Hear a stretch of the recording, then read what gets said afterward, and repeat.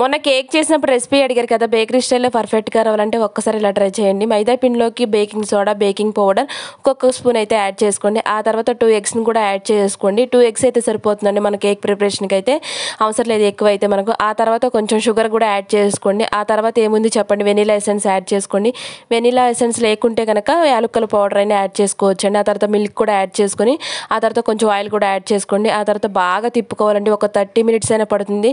ఈ కన్సిస్టెన్సీ వచ్చేంత వరకు బాగా తిప్పుతూనే ఉండాలండి. ఆ తర్వాత ఒక బౌల్లోకి అయితే ఆయిల్ అప్లై చేసేసుకొని, ఆ తర్వాత మైదా పిండిని కూడా బాగా రఫ్ చేయాలండి గుండ్రంగా. అది కేక్ అనేది మనకి అంటుకుపోకుండా ఉంటుంది. ఆ తర్వాత కేక్ బ్యాటర్ని అంతా దీంట్లోకి అయితే ట్రాన్స్ఫర్ చేసేసుకుంటున్నాను నేనైతే. ఆ తర్వాత ఏముంది చెప్పండి, ఒక స్టాండ్ అయితే పెట్టేసుకొని దానిపైన పెట్టేసుకోండి మన కేక్ బ్యాటర్ని. ఇంకేముంది చెప్పండి, ఒక 30 మినిట్స్ తర్వాత మనం మూత తీసి చూసామంటే చాలు, మన కేక్ అయితే ప్రిపేర్ అయిపోయింది. నిజంగా అండి, కేక్ మాత్రం చాలా బాగుందండి. ఒక్కసారి మీరు కూడా ట్రై చేయండి. ఈ స్టైల్లో పర్ఫెక్ట్గా వస్తుంది.